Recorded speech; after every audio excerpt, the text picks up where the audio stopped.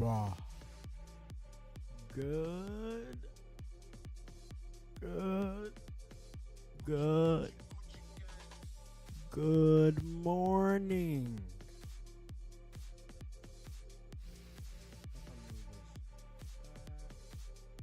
Perfect. How is everyone doing? Me? Honestly, Lil Uzi fucked up my entire sleep schedule. Lil Uzi, Twitch, and work have collectively drained my last bit of life force. I've fallen off so hard, I have to resort to royalty-free music. It is the worst. But we still got some house jams. And I bit my tongue and it was bleeding, so it's hard to talk.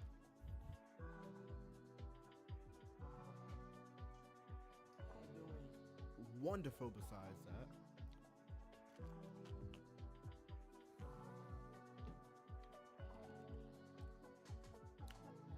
One thing on my mind.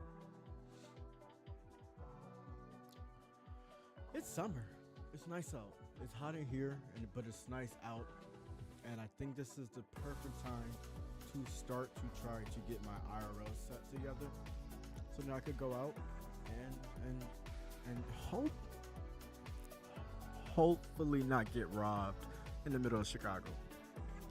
But regardless of that, I will take those chances in order to bring quality live content.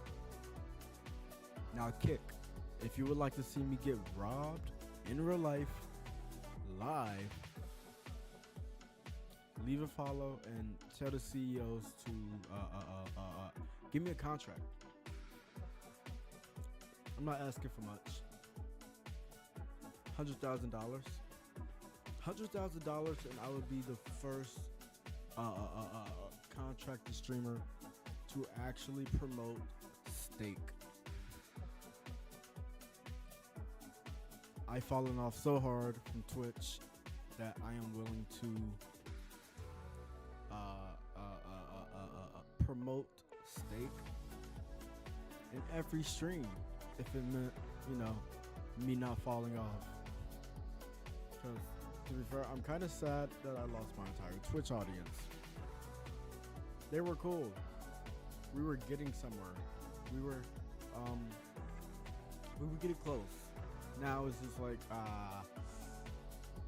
they're gone. And I'm gonna always reload my channel. No, it's gone.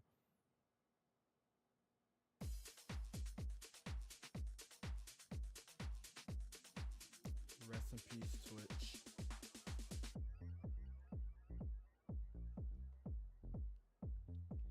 What am I doing today? I don't know. Because I don't have anybody to direct me on anything. That's what it is. I was thinking about reacting. Oh, let me change my...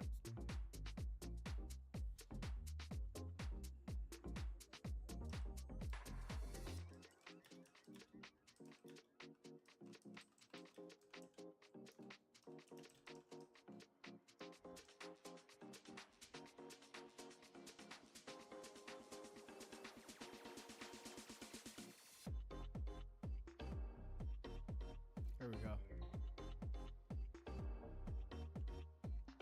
I had to change the Kick title. For now, mostly this is going to be video reactions again. Maybe some Roblox. And what else do I have? Only Up, maybe. Crab Champions, sure. Other than that, that's it. I'm a little nasty at Crab Champions, so that'd be fun to do. But the thing is, YouTube gaming, ironically, and Kick does not support gaming. They don't support gaming unless for Kick-wise, it's gambling. And for YouTube wise, they personally give you a multi-million-dollar contract. Other than that, there ain't shit for gaming on either sites. So what you're gonna do? There's a new button video. New button video is always good. There's a new Tub video. New Jubilee video. Should be a new Unusual video.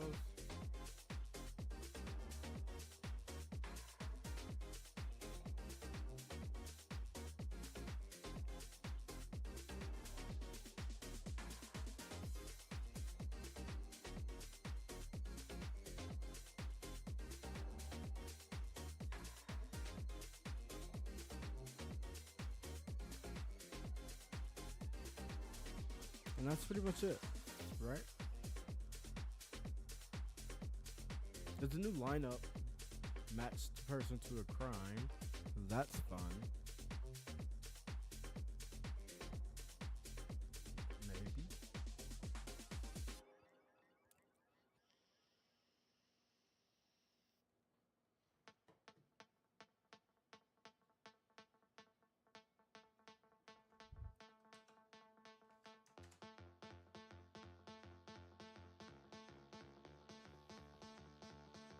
But did Unusual videos get deleted again?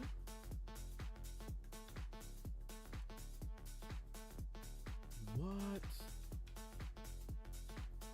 They got deleted again.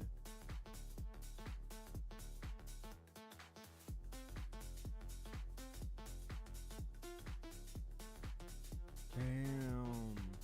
RP. Daily Dose?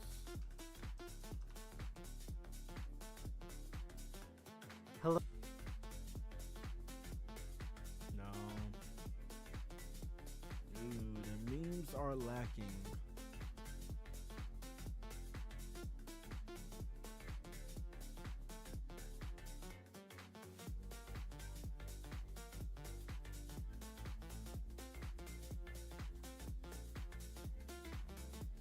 There's nothing to watch besides the videos I just named.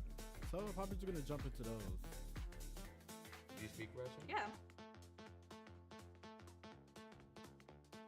Do you speak?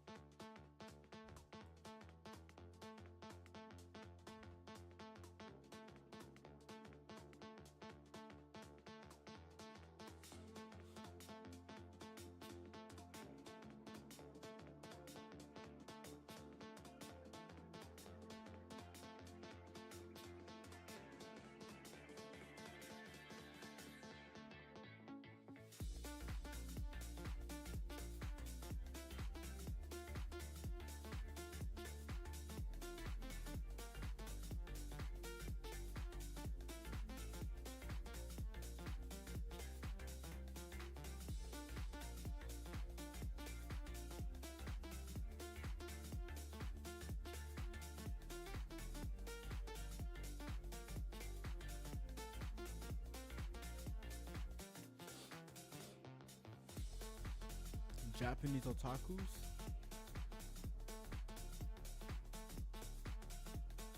Sure.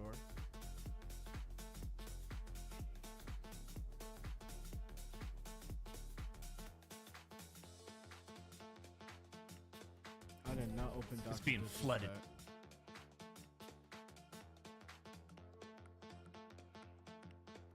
Ooh, Battle Bits. I do want to play Battle Bits.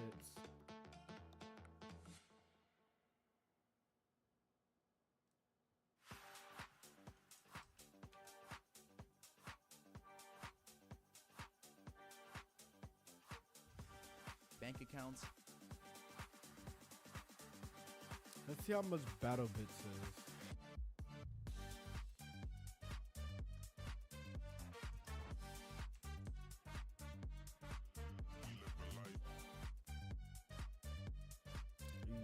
My computer's broken.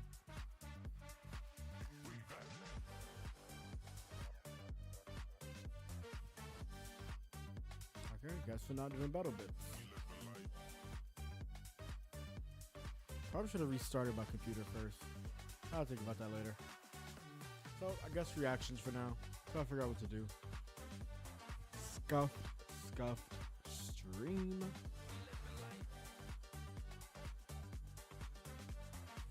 Could do a PC restart midway through.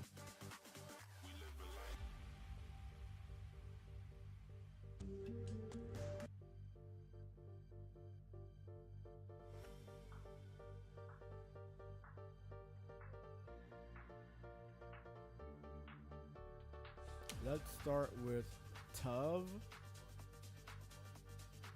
the button, and then we get into the Japanese content.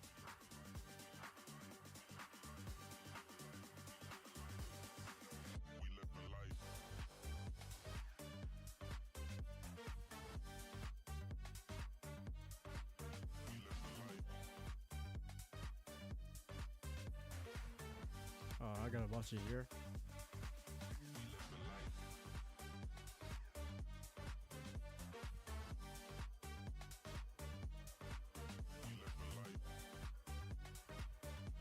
There we go.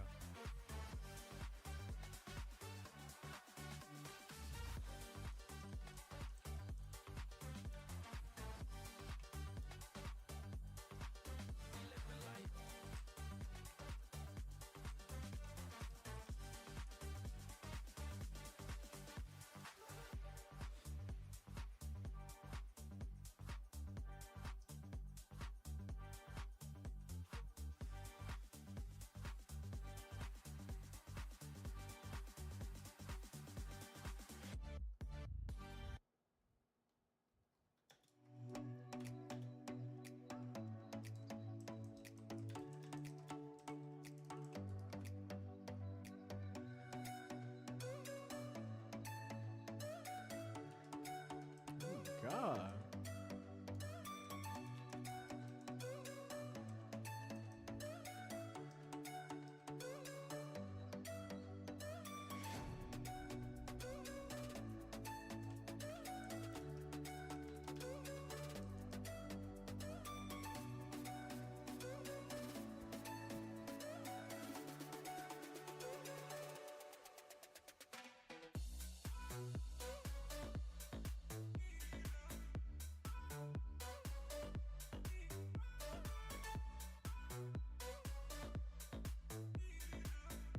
There we go.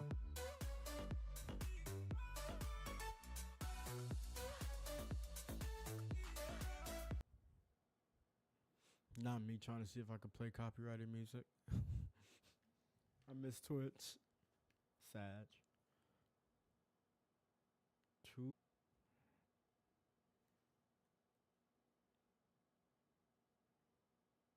Bank Ooh, my accounts, computer is blackmailing, all struggling. while staying anonymous. Today, we'll be talking about hackers that ruined people's lives. Hey guys, welcome back to another video. By the time this video comes out, I'm sure that my EP will have already been out. I usually make my announcements at the end of the video, but this is gonna be a really short one. But basically, in case you guys haven't seen on my second channel, Get his I'm not EP. making Hyperpop anymore. And I know some of you guys, most of you guys, are celebrating about that. But I've been working so hard behind the scenes on my new sound. So if you want to go catch some of that, catch me on Kick. Yep, the best streaming platform of all time. I'm just kidding. I don't know if it is. But yeah, I've been streaming on Kick, and Yes, it's the first sir. link in Kick is the description best. if you guys want to check it out. And we also have a new collection at Earl. EarlDoesn'tExist.com. We have the Munchies collection. So if you guys want to go support Earl, you can buy something from there. And that's really it for the intro. Let's get on with the video. Megan Eugenio, aka Overtime Megan. Maybe some of you already know about this next topic because it has to do with social media influencers, but as we dive into this one, ask yourself this. What would you do if your nudes got leaked all over the internet without your consent and without your knowledge? Would you It already happened, and I am crushed. And the person who leaked them was myself. God. Twitch, unban me, please. I'm sorry. Twitch, I'm sorry. Twitch, please. I didn't mean to. It just started streaming automatically. I had no control. you leave the internet forever, or would you take advantage and ride the momentum? Well, this is the exact situation that Megan Eugenio, a popular TikTok influencer, found herself in. Eugenio, aka Overtime Megan, became the center of attention when a hacker exposed her entire gallery for the world to see. In there, she had photos and videos that anyone would consider private. The exact date that the hack happened isn't clear, but the news of the hack really spread out from April 28th onwards. TikToker Noah Glenn Carter seems to be the first source of the information in this now viral video, which has over 9.7 million views. Noah explained that Megan had deleted her TikTok after the huge leak, and in an Instagram story, she said that she was done with social media. Apparently, someone had gotten access to her phone and stole everything that was in there. The hacker went ahead and shared the content soon after, and compromising photos of her started popping up online. For example, YouTuber Maury, in his analysis of the story, said he saw the pictures in an NSFW Discord server called Samaria. Shortly after the leak, Megan turned off her TikTok comments and deleted her account. This situation must have really hit her hard, and she probably thought her life was on the brink of destruction. Literally a scenario where hackers bury a career before it even starts. In fact, one user on YouTube commented that she was barely at the beginning of a legitimate career in journalism. More users seem to sympathize with her situation with comments like, the idea that she could lose her job over this, when she's a victim herself and it wasn't her fault, makes me really upset and sad, and I want to sleep and wake up in a world where people don't blame the victims of horrific crimes like this anymore. This was truly a sad situation, especially for an online creator that was just blowing up. Megan had really worked her way up the popularity charts with about 2.5 million followers on TikTok and 498,000 followers on Instagram at the time. Megan went dark on social media for a few days and then came back on May. Source. I am asking for journalistic journalism journalizing journalistic purposes. Seconds with the video explained the entire situation. In the video, she thanked everyone that supported her during the whole ordeal, including her team, her family, and her agency. She reminded everyone that she was a victim and it wasn't her fault. It was a crime against her, and she didn't see it as defining her self-worth. She also added that if anyone was participating in sharing and distributing the content, then they were participating in a crime that had real repercussions. She said, people aren't realizing that this is a real person you are messing with. I have friends, I have family, I have a job, I have real things going on. The video was also a declaration of her comeback. She stated she wasn't going to let anyone who did this steal her happiness, and that she was going to continue to make content. Interestingly, in classic social media fashion, her follower numbers grew significantly after the hack, and currently her TikTok account now stands at 2.7 million followers. Her Instagram is at 630,000, while on Twitter she's at 146,000. Now, while she seems to be doing well, there's always going to be those trolls that have notifications on for whenever she tweets and say stuff like this. I've seen her naked. Everyone has already. Facts like my nanny. What the f does facts like my nanny mean? Anyway, I'm glad Megan didn't just leave the internet and let this hacker ruin her life, and I'm glad that she's pushing through. Matt Honan. On August 4th, 2012, Matt Honan, who was then a writer for the popular tech website Gizmodo, had this tweet show up on his Twitter account. He had been hacked, and there was little he could do to salvage the situation. The hackers, Clan VV3 and Phobia, had gotten into his digital accounts and rained havoc. In a series of steps, they had deleted his Google account, gotten into his Apple ID account, and used it to wipe clean his iPhone, iPad, and MacBook. They then got into his Twitter account and started broadcasting racist and homophobic messages. What's even more bizarre is that this all happened in the matter of an hour. The hack, of course, left him devastated because he lost a lot. More than a year's worth of his daughter's pictures, 8 years of important emails, photos of loved ones who had passed on, and critical documents. According to him, losing photos of his little girl was the greatest tragedy in all of this. So, what exactly happened? Well, according to an article that Matt Mohan wrote for Wire.com, there were several steps involved. First, after doing some background research on him, the hackers figured out that Matt had a Gmail account whose recovery address was mhonan@me.com, and they took advantage that his Gmail didn't have two-factor authentication. So one of the hackers, Phobia, always have two-factor authentication.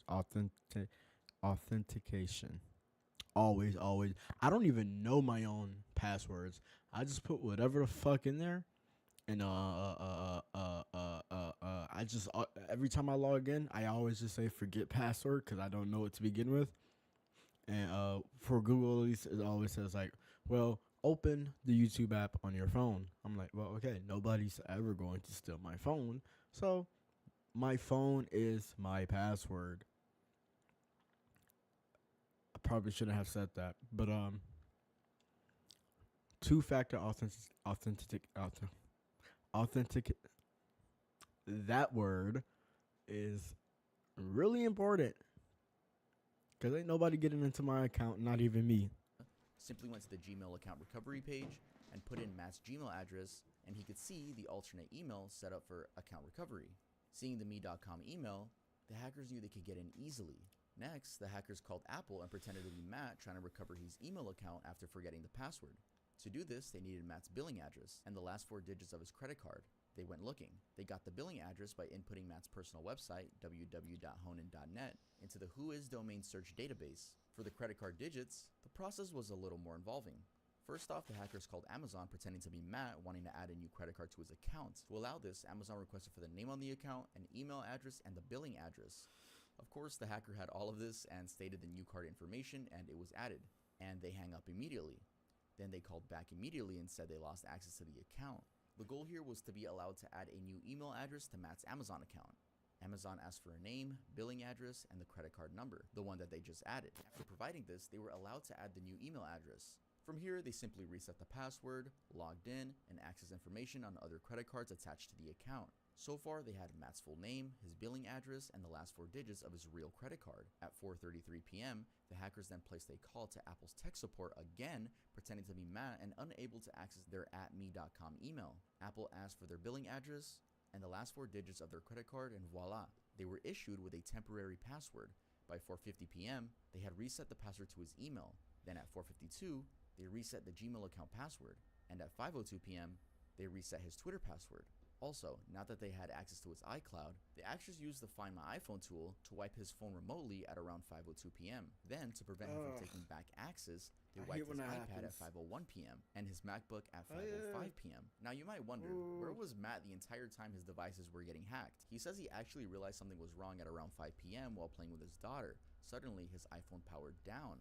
He didn't think too much of it and tried to plug it into a charger, but then it rebooted to the setup screen.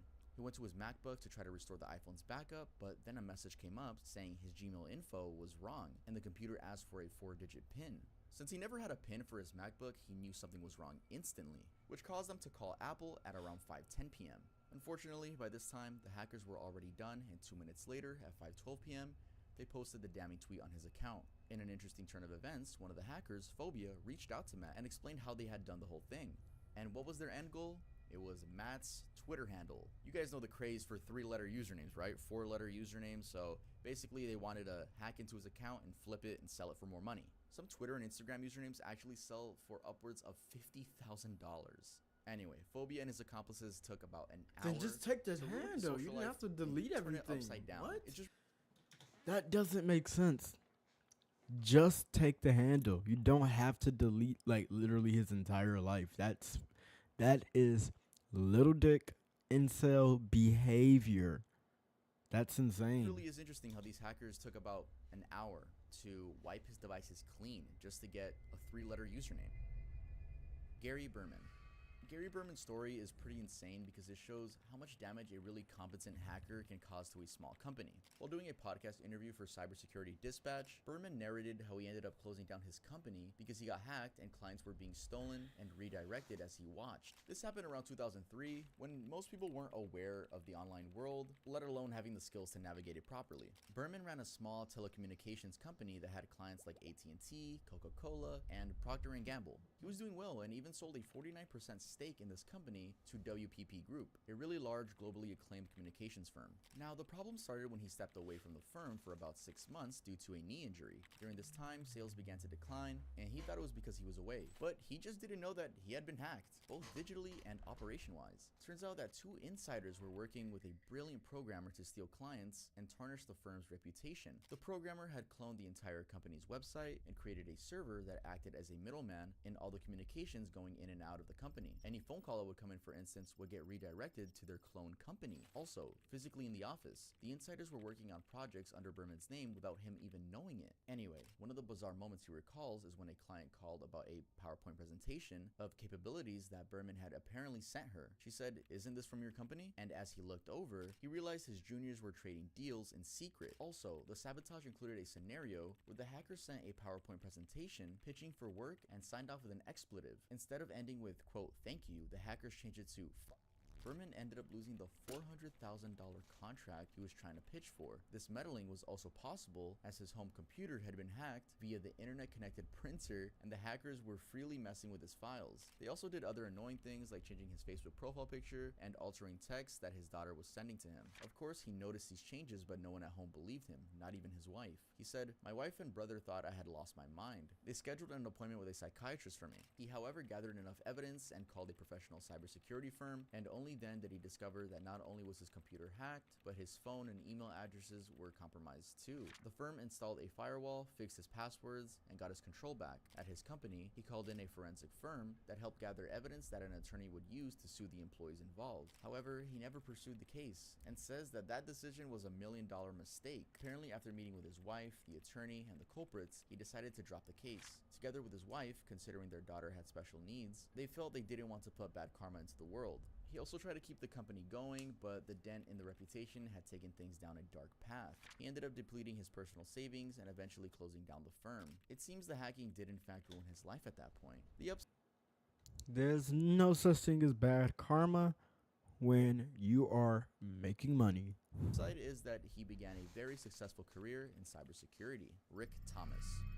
Have you ever heard of Ashley Madison? Well, hold on tight, because in this story, you'll learn how this very popular dating and social networking site got hacked and screwed up the lives of many married men. As I already mentioned, I do Ashley know that Madison is place. a dating and social networking site. It's based in Canada, but available in many markets, including the US. And no, it's not like Tinder, it's worse. For example, the first thing you'll notice on their website is the brand tagline, "Life is short, have an Life is affair." They short, literally have an offer affair. an opportunity for people to cheat on their partners discreetly, and while at it, they have very convincing descriptions of their service. For example, the statement, "Did you know infidelity is emotional, while I don't know what happens, but I think this is a good hack. adultery is physical," and "meeting someone at work or friends is too risky when discretion is your #1 concern, and the old taboos are frowned upon." All these are right on their homepage. Now that you know what the company's about, let's move on to the hack. Back in August of 2015, Ashley Madison got breached, and the hackers put out personal information of about 32 million people that had signed up for the service. These details included names, emails, and physical addresses. This data was contained in a 9.7 gigabyte sized file that was posted on the dark web using an Onion address accessible via Tor browser. Worse still, the data also contained the login details of all the site users. Also, the hackers got hold of millions of credit card transactions done on the site going as far back as 2008. And there's even more. The data had descriptions of what members were seeking from the site. For example, "I'm looking for someone who isn't happy at home or just bored looking for some excitement." Now, with all this data being leaked, you can probably imagine the havoc that it caused, especially with the partners of those people. And one such man is Rick Thomas, a married man that joined the site at age 56. Having been married for 19 years, he said that after he turned 56, he simply got a bad case of hives. He said, "Call it a midlife crisis, poor judgment, or a cheater's heart. Whatever it was, I easily found fault in my marriage. Intimacy was long gone. Simply put, his life was boring and he was looking for excitement. He saw an online ad and signed up for Ashley Madison. Then, just a couple of weeks later, he saw news about the hack. Soon after, he started getting emails from a hacker named Mr. X, who was demanding $1,000 in Bitcoin payment, or he would expose Rick to his family and friends. Rick refused to pay the money and instead thought it was easier to come clean with his wife. He did so, and while trying to convince his wife that he loved her, she walked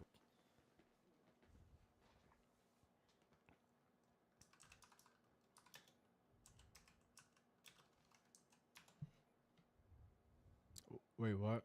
Oh no. Jeez. I never even seen this number in my life.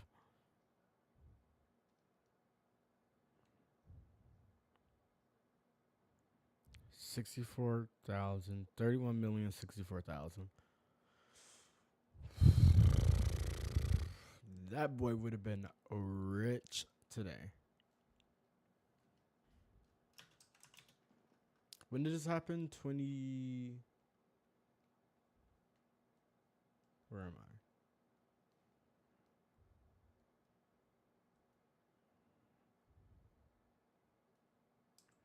I want to say this was like 2011, maybe 2010.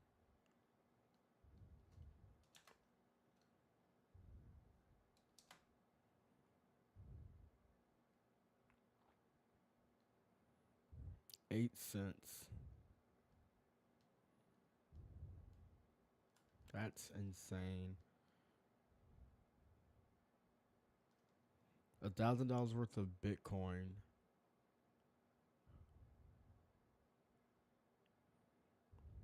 I think I did the transaction wrong. But regardless, that's a lot of right out fucking the money. front door. Though she didn't leave him for I'm not good good with rather, she money, turned up in the but I know morning it's a lot. and advised him to seek the services of a marriage counselor. It's anyone's guess where she went that night, and it seems that their He would've marriage been did big survive, on but Kick. with a He would've been crazy big huge scar. on Given that Kick. 86% of the members on the website were men, obviously not everyone got back together with their wife. I don't even know why she got back together with him. I guess the 19 years being together, whatever. But I think it's a safe bet to say that those hackers ruined a bunch of marriages. Though it wasn't really the hackers, it was the men themselves. But you could say the hackers Right? did This really was good a thing here. good hack. This was the only good hack in existence. Maybe not the only one, but this was definitely one of the good hacks in existence. Just calling out a bunch of cheating husbands, which is weird because I'm sure that website was 99% men anyway. So getting on that website was pretty pointless besides leaving a digital footprint of your guilt. Yeah, that's just really a really interesting story on the list. Let's move on to the next one. Dr. Craig Wright. This next hack takes us into the heart of cryptocurrency. This is one of those cases where a here we hack go. has a chain reaction Here that you go, causes Kit. havoc in other people's lives. In this case, the lives of several crypto developers. First, let's go over the hack. On Saturday, February 8th, 2020, Dr. Craig Wright, a very well-known figure in the crypto world, saw 3 transactions transferring Bitcoin out of a wallet. 2 of these transactions were substantial. This was alarming because first, he stored his private wallet keys in his home computer in Surrey, England, and second, his computer had confidential information relating to 2 other digital wallets containing roughly $4 billion. These other 2 digital assets are a pretty important part of this story, so let's briefly cover them. What are they? Well, they are 2 Bitcoin addresses, one FeeX and 12IB7. They were held under Dr. Wright's company, Tulip Trading, and contained about 111,000 Bitcoin, worth approximately $4 billion as of 2021. While the origin of these many coins is a debated issue, Dr. Wright insists he bought them as an investment as far back as 2011. Now, having these valuable assets in I one's knew it. I possession, knew it. it's I very knew easy- it. I literally had the opportunity to get Bitcoin in 2010, and I did not take the opportunity because I was 10 years old. I didn't know what the fuck I was doing. Why, man? Why? I was on the page to buy Bitcoin. I was 10 years old, and I was on the page to buy Bitcoin, and I did not take the opportunity. I'm so fucking stupid. Easy to understand why Dr. Wright kept access to them stored locally on his computer. This is a smart move in the crypto space because it's almost impossible to hack an offline computer in your home. In this case, he stored the keys in encrypted files, which were inside a password-protected RAR file. He even used something called algorithmic masking as an added layer of protection. Still, hackers got into it and took off with the RAR file, 37 gigabytes of other files, about 50 white papers, 1.1 million pounds of Bitcoin SV, and 0.333 Bitcoin. Now, if you understand how crypto works, then you know that if someone steals something like a flash drive and it has your wallet key, then you're fucked because you lose access to whatever was in your wallet. This is why Dr. Wright's hack was really bad, because when the RAR file was stolen, he lost access to the 1FeeX and 12IB7 addresses and hence his $4 billion. Immediately after the hack, he notified the police. While there's no definitive answer as to how the hackers got in, Dr. Wright believes they did so via a wireless router that was mysteriously planted in his I home. literally He thought said, Bitcoin "I was believe it must have been illegal." planted there by the hackers, either when trades That's were how made in our dumb I home was. or I think by I thought it was breaking in." illegal. Now, you may be tempted to think that Dr. Wright's life was ruined by the hackers, but you would be wrong. Losing 111,000 Bitcoin is nothing to a man who owns about 1.1 million Bitcoin in total. The people whose lives got rocked are the developers of popular crypto platforms. As I said in the beginning, it's a destructive chain reaction. Why? Well, when Dr. Wright lost his assets, he began legal action against the developers of these wallets to make them recover his stolen access. On May of 2021, the High Court of London approved his case against the developers behind Bitcoin, Bitcoin Cash, Bitcoin SV, and Bitcoin Cash ABC. A funny fact here is that he included BSV in the lawsuit, despite it being a company that he started back in 2017. Anyway, the case was dismissed on March 2022, but Dr. Wright appealed the decision, and the Court of Appeal granted him his wish, getting the case on track to a trial that will be held in early 2024. In his lawsuit, he's demanding that these developers create a backdoor to the Bitcoin Core blockchain to reimburse him for his stolen coins and return access to the wallets. While this is impossible from a technical point of view, the bigger problem the developers are facing is that if the court rules in Dr. Wright's favor, they'll be forced to have a fiduciary duty to their users going forward. This simply means that a crypto software developer could be held liable for damages experienced by someone else who used their product in a different country other than the US. This liability would arise from the fact that the developer contributed to an open source project. The lawyer defending these developers, Jessica Jones of Bitcoin Legal Defense Fund, said they are volunteering their time to work on public infrastructure. They're doing it for free. They're adding it under MIT license, which is supposed to protect them from things like this. As it stands, all involved parties are waiting for trial. But what do you think based on the facts? Is Dr. Wright ruining the lives of open source developers in the crypto world? Hey guys, thank you so much for watching the video. Make sure to leave a like if you guys enjoyed. Make sure to subscribe if you haven't subscribed. I don't know. Let's ask Kick. Did this situation ruin the opportunity of open source development? I mean, we still have AI, open source AI. But Bitcoin, 50-50. I believe in Bitcoin, but it's just a lot of scams that come with it. And if you want to do a Bitcoin scam with me, make sure you follow and teach me how so I can make millions of dollars like Logan Paul. But I'm gonna do a story time real quick about how I almost became a millionaire. Damn near multi-billionaire. So, but I got a PP.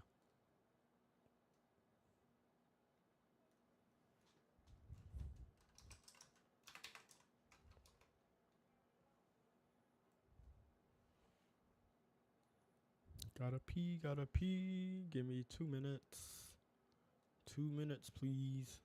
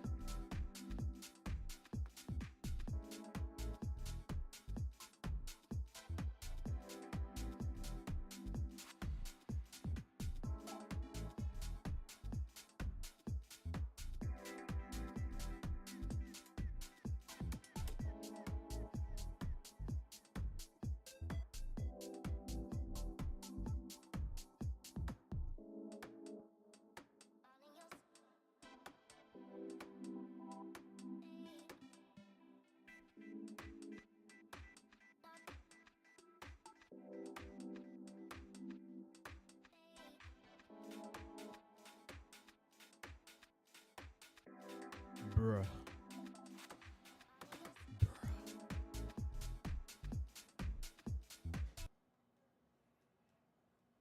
Bruh.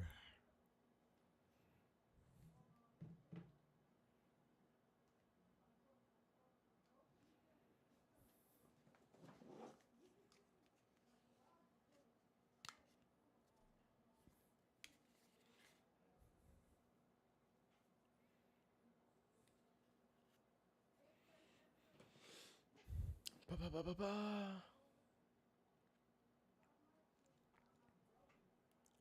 Hey yo, it's me, Kiwi. Please don't confuse me with Kiwis. He is a PDF file who loves to send pictures of his wee wee to minors who see their titties. The Z is after the T and not the I, and I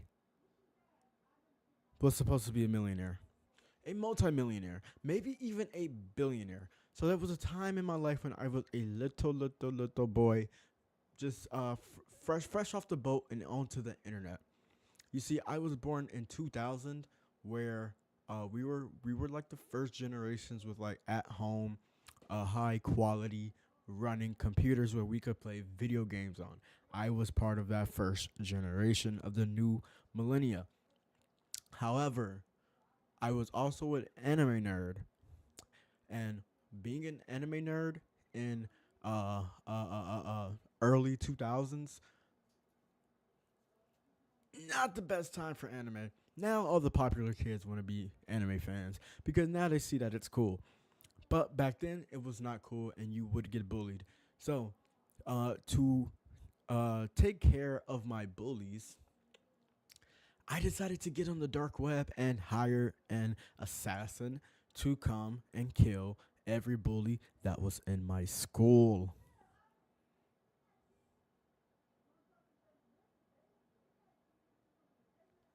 The road is carrying right now. I have a lot of background noise.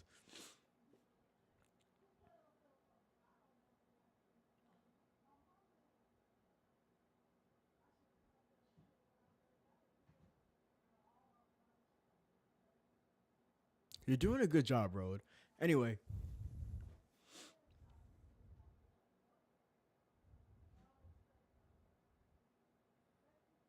I might be able to fix that in post. Um, where was I? I hired an assassin to kill all the bullies at my school. Now the issue was getting on the dark web and hiring an assassin was highly illegal. So obviously I had some fears. Why is a 10-year-old on the dark web, you ask? Maybe because I was a little too into the internet. I was on the internet 7 days a week, 8 to 10 hours a day, kind of like I am now for my streaming services, where you can find me on YouTube, Kick, and hopefully Twitch if they let me back on the website. I promise I won't do it again. So I was very knowledgeable about the internet. So I managed to get to the dark web where I saw some very fucked up things, and the deep web, and that's where I found out how to hire an assassin. And I was like, hey, this is the right guy to handle all of my bullies. I was 10 years old. I obviously was not thinking straight. But when I went to go purchase the assassin, I realized something very detrimental. I couldn't use my credit card or USD for obvious reasons. But I was so frustrated that I couldn't just put in my mom's debit card and hire an assassin. I didn't understand why, but it made me so mad that I just couldn't go and do it. But they did have an alternative to buy this thing that people may know today, but they did not know back then. It was called Bitcoin. Me, I didn't know what the fuck Bitcoin was. Besides that, it was an online currency, and it was you could get like 100 fucking Bitcoin for like a penny, and I was like, oh well, okay, well, I could get this amount of Bitcoin, and then I will hire an assassin. But this is something that some people don't know on why there are so many Bitcoin millionaires today, and why there aren't so many, I should say, from the olden times. You see, back in 2010, there wasn't any Coinbase or anything like that where you could just go on the internet, put in your USD or put in your debit card or whatever it may be, and buy Bitcoin. Back then, it was kind of like a 10-step process. First, you had to, well, I can't tell you because I don't remember, but first, some of the old heads might remember. First, you had to put in your credit card info, and then you had to do like some encryption type thing in order to actually get the Bitcoin. You have to do some type of encryption along with your purchase, and that was way over my head. I didn't know what to do, so I just gave up, and I didn't look too deep into it. And now I realize how bad that fuck up was, because if I just looked into it a little bit longer, I would have been able to buy as much Bitcoin as possible and became a multimillionaire or even a billionaire today, because I was 10. I didn't have nothing else to spend money on besides Minecraft. So I really fucked up bad. And I still like have nightmares of that day to this day. But in hindsight, I'm kind of glad that I didn't find out how to do it, because then I probably would have been one of the most famous school shooters that hired an assassin to do it for me. Glad that didn't happen. But I'm kind of glad that it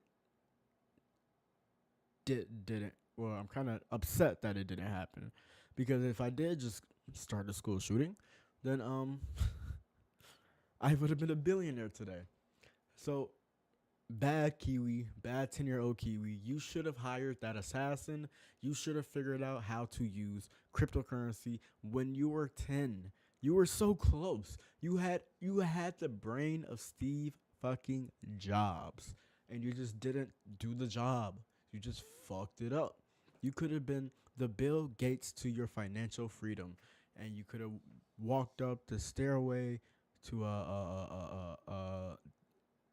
Elon Musk escalator. I'm trying to use billionaire puns, but those are the only two good ones: Bill Gates and Steve Jobs. So yeah, that was my fuck up. Not 20. God, I'm not that old. 13 years later, and I am now poor in my room making videos. Biggest fuck up of my life. I still cry about it. I honestly do still cry about it. It is probably one of my biggest regrets in my life. I probably would have been somewhere in the Barbados right now, where I'm not streaming 8 to 10 hours a day, 7 days a week on Twitch, Kick, and YouTube at It's Me Kiwi, while I'm raising a progress flag in order to get shock value and attention for a community. So that's my fuck up. Do I feel bad about it? Yes. But if you would like to help me get to where I was back when I was 10, make sure you follow, subscribe, and let me know how to do a crypto rug pull, because I am trying to pull all the rugs. Let's do a crypto rug pull on the billionaires. Let's do a crypto rug pull on Logan Paul. Let's figure out how to do that, and make sure you subscribe so we can do it. Once again, this was It's Me, Kiwi, not Kiwis. Do not get me confused with that PDF file who loves to send pictures of his wee-wee to minors. You see their titties. The Z is after the T, not the I. And I am going to end this video depressed.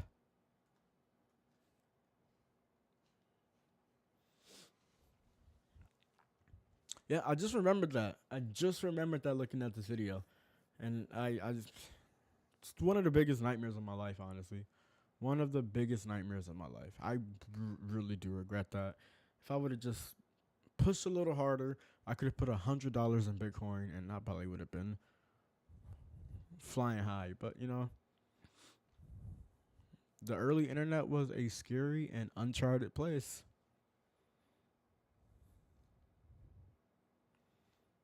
So, to make up for that, let's look at the button.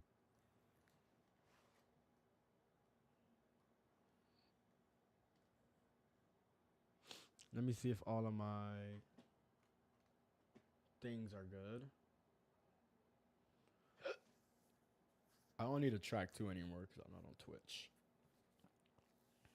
Make sure Chrome isn't on track 3. Good. Microphone is on track 3. So that is all good. Oh wait, now I gotta double check because I was on the wrong scene. Road track 3. Chrome is on track 5. That sounds good to me. Let's put it to track 4 so it's next to each other. Okay, perfect. Because I think this is also on track 4 anyway. Hopefully the delay's a lot better, but in post I could fix the delay. Let me just double check because I thought I fixed it before and I didn't fix it at all. So I'm just gonna triple check again. Track 3 has my road, but it doesn't have Chrome.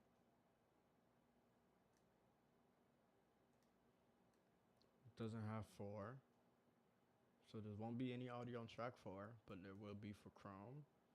No Chrome audio on track 3, but it will be for road. Okay, cool. Got it.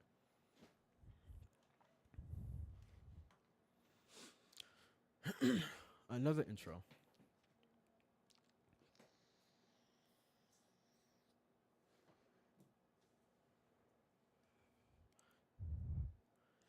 Hey yo, it's me, Kiwi, not to be confused with Kiwis because he is a PDF file who loves to send pictures of his wee wee to minors who see their titties, and that is not me. The Z is after the T and not the I, and I wanted to be a singer once upon a time in my life. There was a time when Minecraft parodies were a big thing, and I wanted to be a singer in one of those parodies until I found out that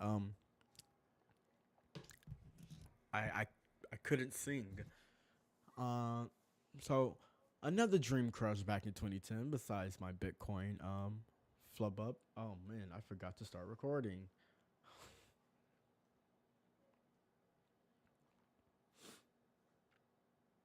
Hey yo, it is me, Kiwi, not to be confused with Kiwis, because he is a PDF file who loves to send pictures of his wee wee to minors who see their titties.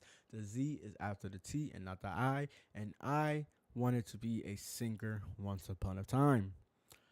Back in 2010, when Minecraft parodies were thriving, well, 2011, 2012, when Minecraft parodies were thriving, I wanted to be a singer in one of those parodies, but then I found out,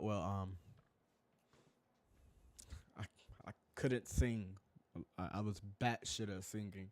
So singing was another crush dream of mine back in 2010, along with missing out on becoming a Bitcoin multimillionaire / billionaire.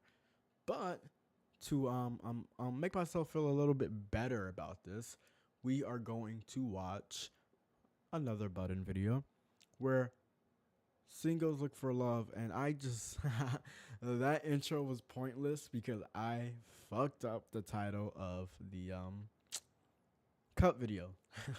It says singles look for love on a brutal dating show. I read that as singers. So now, not only was I just trauma dumping, but that entire intro is pointless, but I'm gonna still keep it anyway. So we're gonna watch another cut video. It's nothing special about this one. Things just get a little brutal. I thought they were singing though. Maybe I was wrong. So let's just get into it and see what happens. Speak Russian? Yeah, I'm fluent. Okay, maybe can you ask me out in Russian? What's this? Oh, wow. Bro, Russians are Welcome assholes. to the Every button Russian speed dating are show. assholes. When the button lights up They're red, such either player assholes may for that. press it. She's and swap out their racist. date for a new That was person. borderline Two racist. people can last on a date for 10 minutes. They win an all expenses paid second date. This is the button. Hi there, The button. I'm Will. Let's see if the button is on demon mode this time. The button has been on demon mode lately. What do you do? I work for Boeing as an engineer. Wow, good job. That's awesome. A What about you? Boeing I engineer. do politics. Politics, what do you mean by that? Are you Uh, running for I'm not candidate? running. So we try to get students engaged in the political process in their local communities. Okay. And I just try to inspire like high schoolers Okay. and college students to get involved in the political process. Okay, Yeah. cool. Where are your Okay. political leanings? He works at Boeing. He doesn't even care about people dying because of his engineering failures. So I don't think he cares too much about political policies. I was about to ask you that actually. Well, for me, so I was raised by a very liberal family. We're from Washington. And so I still have like values on the left. Pretty liberal. Damn. Whoa! Okay. She is just trying to brainwash kids to be racist, gun-toting, ego-riding, dipshits. She's not trying to teach any type of political justice. She's not even trying. She just wants to brainwash children into becoming right-wing fucking QAnon members. Where was you on January 6th? Where was you? Because I think I have a good idea on where you were. That was a little too quick just because he said he was a liberal. If y'all trying to get children into politics, then you should at least get them to be open-minded about which political policies that they have a personal interest in, not just what you have a personal interest in. This is what grooming looks like. Political grooming, not sexual grooming like the gays. Political grooming. That was, did you feel that way, like, coming right in? Why'd you reject me? I'm just trying to see who the next person is, to be honest. That's fair, but it was nice to meet It you. was nice to meet you. Hope you meet someone you like. Cap. Well, think his maybe feelings she were was pretty hurt. honest. Yeah, I could tell. Hi. What's happening? I'm Nick. Why is this Nick, nice bitch to meet you, so Daniela. rude It's a today? long handshake. Oh yeah, I got 3 questions right off the bat. Tattoos, yay or nay? Is I that the think tattoos tattoo are guy? okay. Bro, this guy is insanely like incel. He's just going right off the bat and show her his like fucking titty tattoos. He literally did that in like the first 2 seconds of the last video. He just said, fuck it, took off his shirt and just showed his goddamn titties, sir. Okay, He's gonna do it next up, again. Pickles, yay or nay? Oh, I love pickles. Okay, let's go. What about Minecraft? I've never played Minecraft. Are you open to playing Minecraft? Damn. Yeah. He was too direct. I'm Bro sorry. is never gonna win.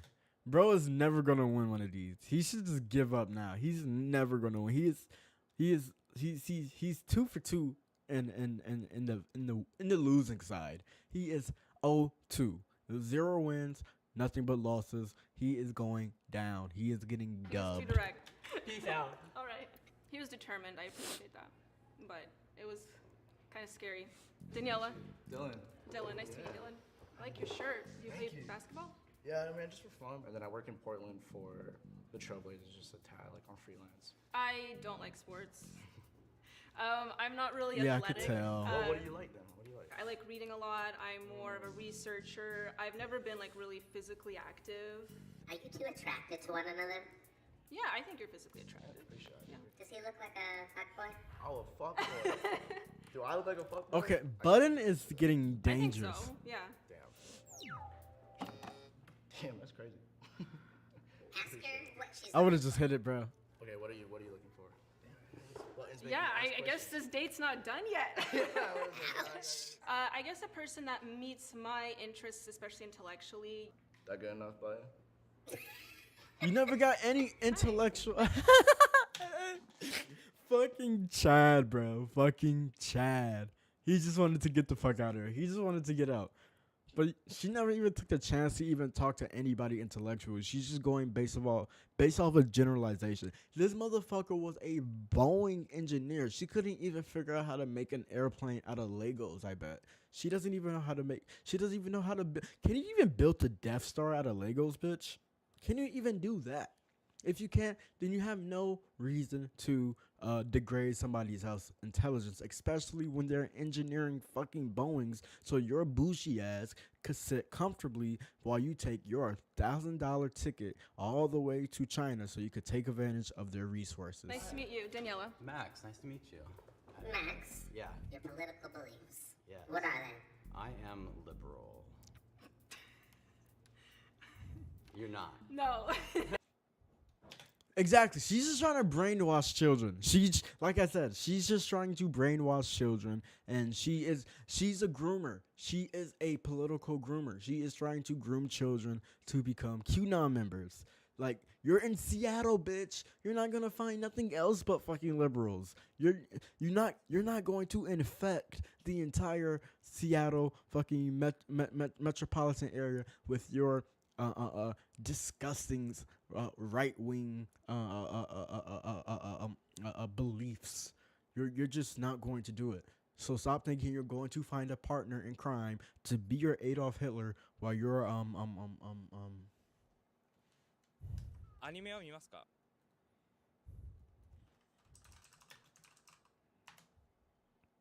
while you're yeah, that's the name I was looking for actually. While you're going to be his Ava Braun. You're not going to be Ava Braun. Never in a million years. You're not going to reach the heights that Hitler has made, and you're not going to find your Hitler. Definitely not in Seattle. So I suggest you move to some back country town. What is called Harrisburg, in Arkansas.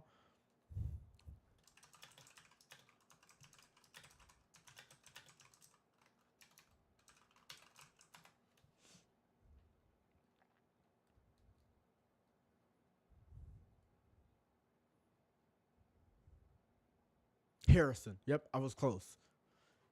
You might as well take your ass to Harrison, Arkansas, where you can find your Hitler to infect the minds of children and make them QAnon members where they walk around town whipping black families' cars and shit like that. You're not going to find it in Seattle. Stop trying to be Ava Braun. And stop trying to look for your Hitler on a goddamn liberal dating show. What are you doing? You're not... Clearly, if you thought you were going to find that person on a liberal dating show, maybe your intellect is not as high as you think it is, you stupid fucking bimbo ass blonde. No, you're not going to find your Hitler on a liberal dating show. Everybody is liberal. The producers are liberal. 99% of your city is liberal. Give it up, Ava. It's not working. I'm like the opposite side of the spectrum. The political beliefs. Oh my God. I'm really open-minded, so. No, you're not. You're not. You're the least open-minded person here. You're literally the least. You just judged 3 men intelligence by their interests. You're saying that your right-wing beliefs are on a higher intellect level than a Boeing fucking engineer. That is your belief, and you're saying that you are at a higher intellectual level than all of these people. You're saying, oh, this guy likes sports. He must be barbaric. He must be caveman. No, that's not true. Michael Jordan finessed the entire marketplace. He is a genius. He is on a higher intellectual level than you. You are a dumb blonde bimbo who thinks that they're smart because you were giving everything to you in life, and you tote guns around and you shoot up schools. No, you're not smart, bitch. Oh. You're dumb. I'm Max. I'm Ira. Nice to meet you. Nice to meet you. So what do you do for fun? I thrift a lot. Okay. Yeah. Like clothing, furniture, like. Honestly, all the above. Okay. Ira wants a man taller than 5.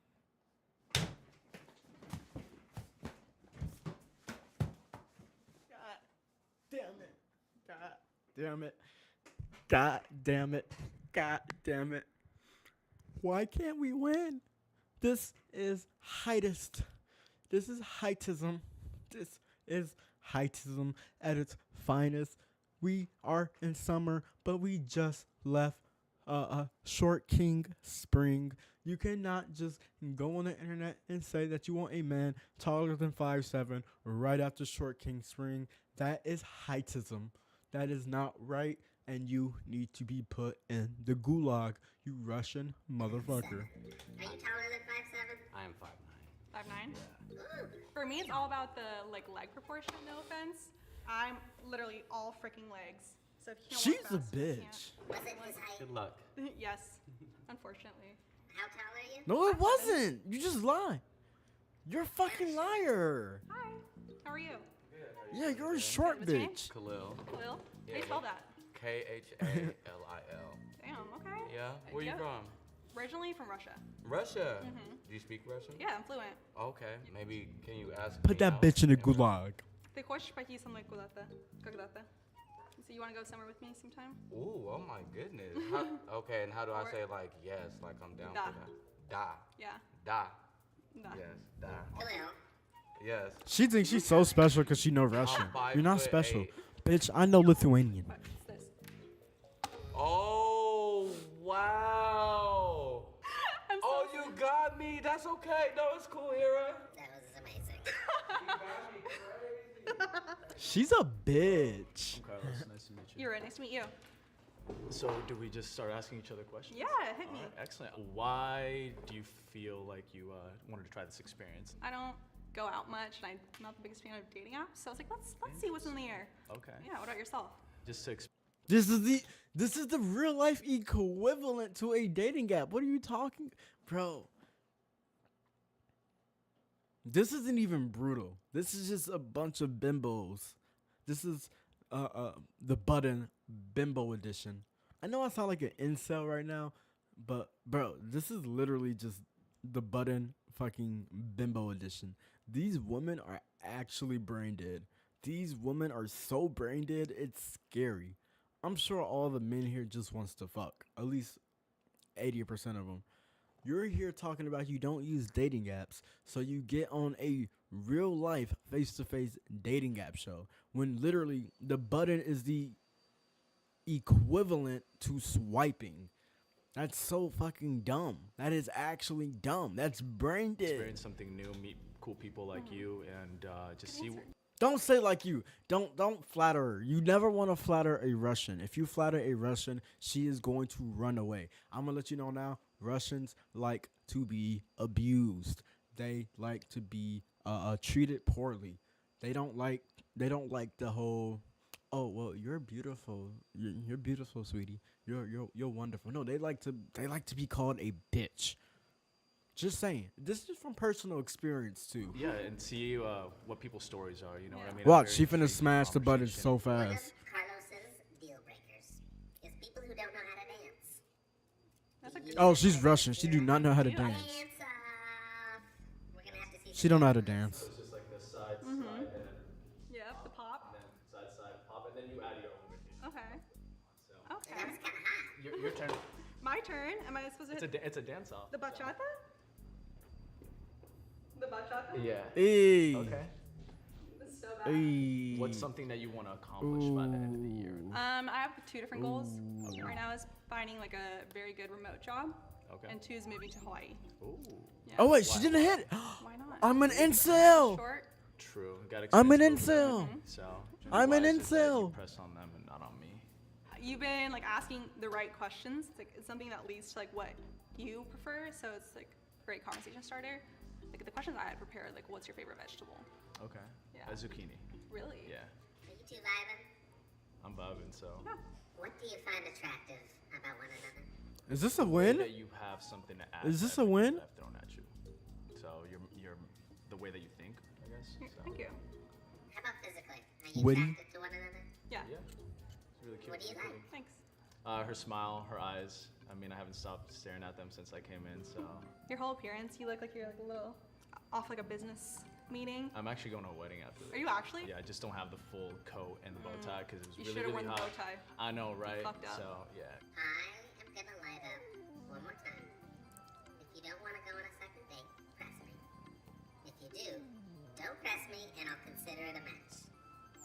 I'm just joking.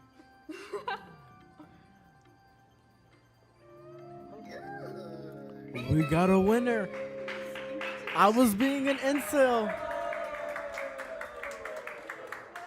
Do you remember one another's name?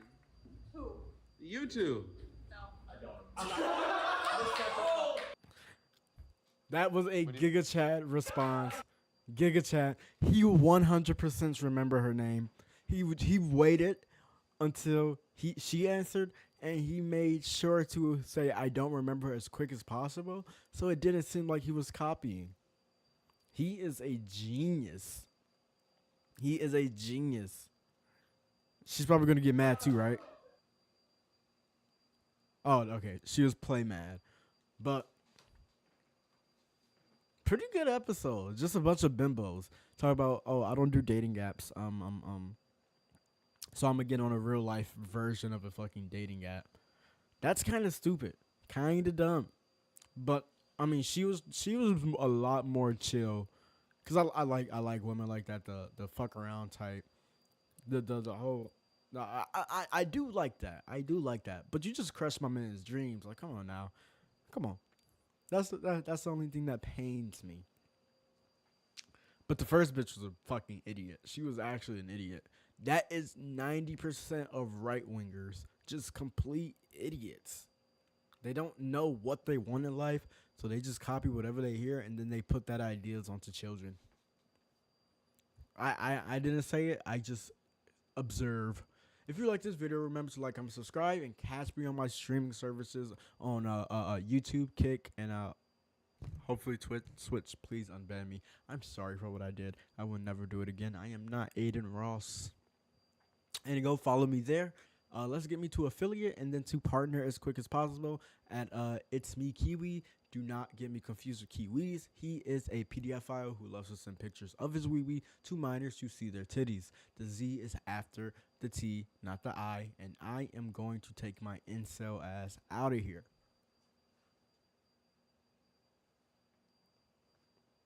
Pog.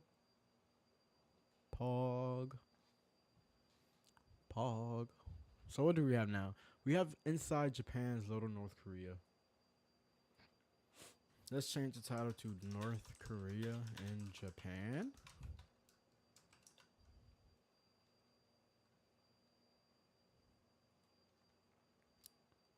Will it let me edit? It won't. There we go. Wow, using this monitor is so weird. Especially with Kick because it's such a terrible UI.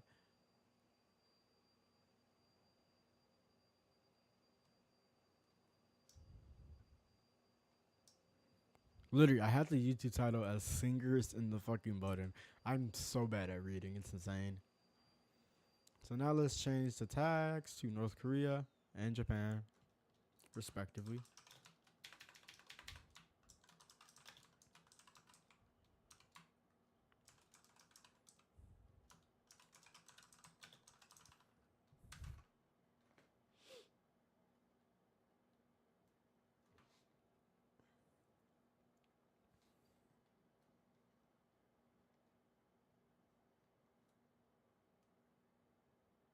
I think we're good, right? We are good.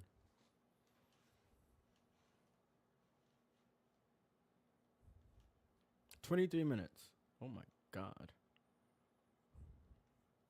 I hope y'all didn't know what I was looking at when I did that. Because that would be really mean. We're in a school where North Korea's dictators are seen as great leaders. It's so surreal. It's almost as if we're in North Korea.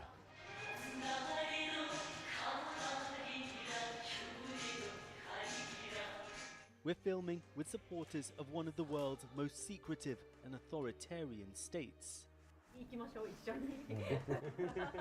But we're not in North Korea, we're in Japan, and this community is under threat. We meet the volatile far-right activists targeting their schools, as well as disillusioned deserters. Can Japan's North Korean bubble continue to survive?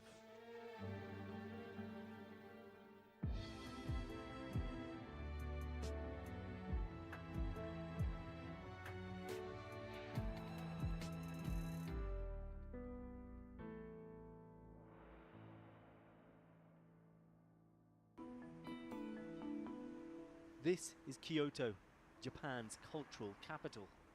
In a quiet part of town, I'm meeting Yoongi, young, stylish and well-educated, but also a member of a controversial group, the Chongryon, a powerful association of Koreans in Japan with close links to North Korea. This is their local office. 基本的に会議をする場所ですね。 Yoongi's grandparents came to Japan when Korea was a colony, and his family have always had links to the Chongryon. The group runs a network of schools and businesses. Over the years, millions of dollars have been sent back and forth between Pyongyang. Yoongi is head of their local student wing. This is the Chongryon's own newspaper. そうです。 Good newspaper? そうで No す。 fake news? ないです。やっぱりこの朝鮮の姿が今まさにもういい方に North Korea is an international pariah, and Japan is deeply suspicious of those with links to it. But Yoongi has made multiple trips there. あとこれは向こうで朝鮮平壌の風景ですね。なんだその朝鮮がやっぱスローガンにしているものが結構書かれたですね。これは一心団結っていうふうに書いてます。そういった意味でこの祖国に帰ってきたっていう印象はすごく強かったです。Local residents aren't allowed to leave without special permission, and the regime is accused of widespread human rights abuses with tens of thousands in brutal political prison camps. But Yoongi is keen to show me another side to the country. これ遊園地ですね。これ遊園地で絶叫マシンに乗りすぎて僕が寄ってぶっ倒れた写真ですね。Unexpected danger in North Korea. そうですね。あまり絶叫マシンのクオリティが高すぎるけど、相当組み込まれているものはあるけれども、僕たちが希望していきたいところは結構ついてきて。Does anybody find it weird that I see the exact same North Korean pictures? First of all, it's always what is it called, Pyongyang or something? It's always that city with the same statues and the same exact amusement park. It's like to say, hey, North Korea could be amusing as well. But, you know, we don't see any other pictures or videos outside of that city, specifically outside of that area with the statues, the museum, the station, and the amusement park. Every video that I've seen of North Korea has always been those few things, nothing else. How do you marry that up with the experience that people who've left North Korea, who've run away from there, say they've had? やっぱりテレビ局で資本主義が望んでいる答えを。Okay, this is true though. This is actually true. I forgot that bitch name. I'm gonna sound like Hassan for a second, but that insane North Korean grifter.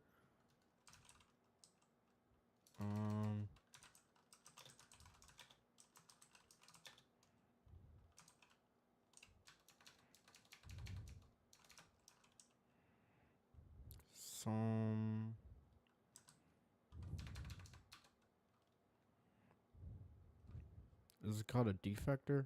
Yeah, defector girl. Yeah. Yeonmi Park. She says the most absolute bullshit that I've ever seen. She is 100% being paid to just say the most, like, dumbest shit that I've heard. Like, I know, I'm going to sound like a son. I know bad shit happens in North Korea, but the shit this person says is insane.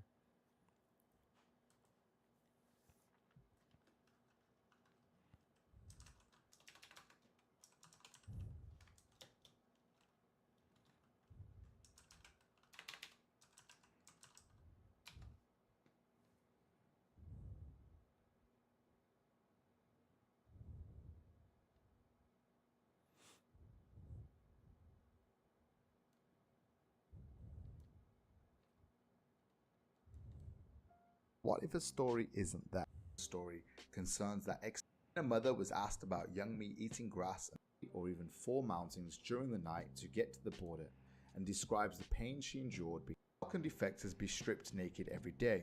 It would cause them more psychological distress. It's not possible, she said. Kim said that compared to other countries like Thailand and Russia, Mongolia is very supportive towards North Korean defectors, and that it is high transparency. Young free market thinker Anthony Fisher. Okay, this is a lot more boring than I thought. But she just says insane shit. So he's not wrong. Despite growing he's up not in wrong. Japan, many of Yoongi's views align with those of the North Korean state.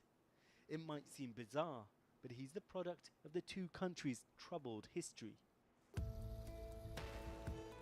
The next morning, I'm exploring Kyoto. There are shrines, temples, and kimonos, but I'm interested in a whole other world tucked away on a hillside, a world in which Yoongi grew up.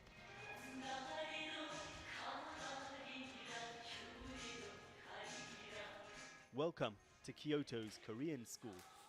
Supported by the Chongryon and North Korea, it was set up by Koreans in Japan after World War II. Even dance class has a North Korean theme.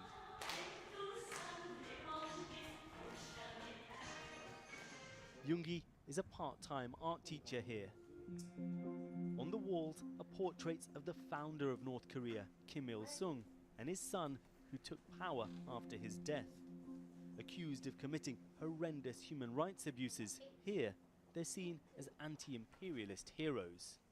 미국이 너무나도 큰 힘을 가져서 그곳에 대항하기 위해서는 작은 나라들은 협력을 해야 한다. Lessons are in Korean, there are school trips to Pyongyang, and the syllabus has a North Korean influence. It's so surreal seeing these pictures of North Korean leaders in every classroom. It's almost as if we're in North Korea, not Japan. Korea was once a Japanese colony. Not that you would Millions know. from there came to Japan, but they were never truly accepted, always regarded as outsiders.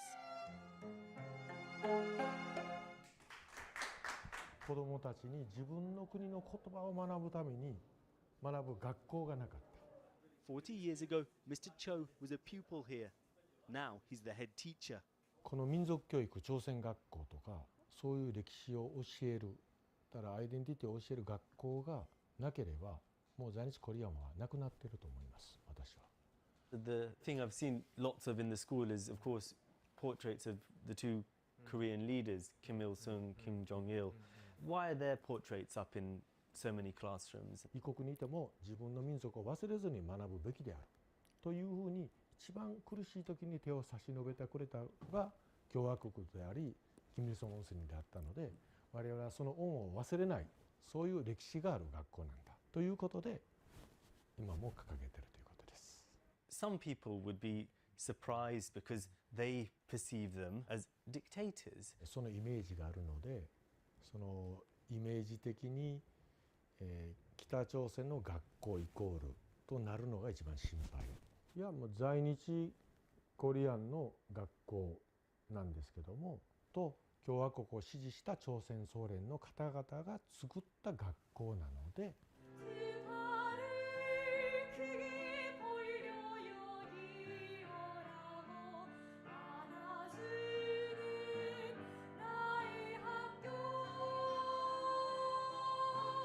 The children studying here were born in Japan. They're 4th or 5th generation Zainichi Koreans, as they're known. There are still over 60 schools like this here, but they're under pressure. Attendance rates are down, signs of the capitalist outside world are sneaking in. And now the schools are caught in the middle of rising nuclear tensions. North Korea, or the Democratic People's Republic of Korea, as it calls itself, carried out a record number of missile tests last year, insisting they were a response to American threats. But with many landing close to Japan, the pupils 미사일을 왠지 있었 그러한 것이 있었을 때마다 역시 SNS 왠지에서 그러한 우리 학교에 대한 차별적인 발언이 많이投稿되고 있는 것이 내가 원래 다니고 있었던 As expected. 학교에서 초급부하고 중급부 때 예. 그 창문이 그 털을 되게 막 사람이 던져서 기숙사든지 아니면 교원실의 창문이 깨지거나 하기도 했고 전차 타고 있으면 저 사람 비키라 말해.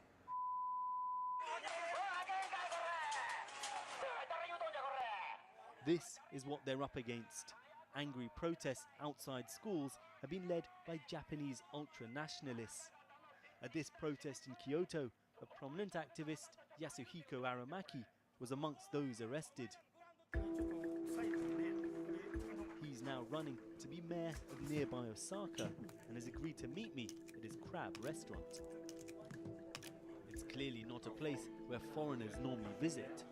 Our arrival leads to a tense atmosphere, though Aramaki is happy to answer our questions. You were arrested for threatening behavior at a Korean school. How could you justify doing that? There are children there at the time. 朝鮮人がよく言うんですよ。朝鮮人の子供にね、対して何の罪があるの？日本人の子供らが遊べない。朝鮮学校が運動場として学校の運動場として使ってるから遊べない。お前ら外人のくせして。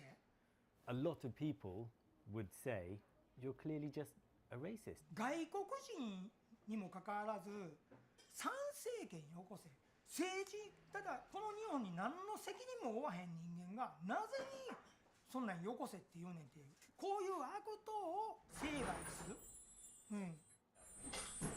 The interview is interrupted by one of Aramaki's angry entourage trying to force his way into the restaurant to confront us. No problem. Yeah, maybe he is just a little racist. A problem? Looks like small problem, maybe? In terms of the Korean community here, some of them are affiliated to the Chongryon. To ちょっと待って。はい。Wait, wait, wait. ちょっと当てて。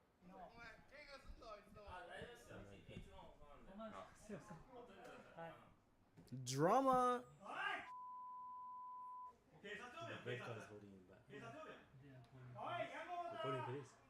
It looks like it's turned into a proper fight between the guy who was drunk and trying to force his way in, presumably to have a go at us, and the guy we were interviewing, who's, despite being a convicted right-wing activist, let's say, is trying to protect us. ごめんなさいね。酔っ払いです。 Didn't sound like just a drunk guy. 呼び捨てしやがったな。ほんま。荒牧に言うとけで。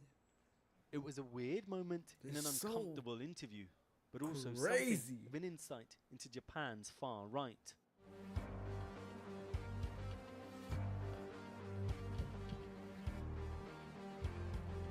The Korean schools face another threat too. Funding from North Korea is decreasing, and the Japanese government has excluded them from a subsidy scheme, making them more expensive and less popular. Yoongi, the art teacher and Chongryon member, leads a weekly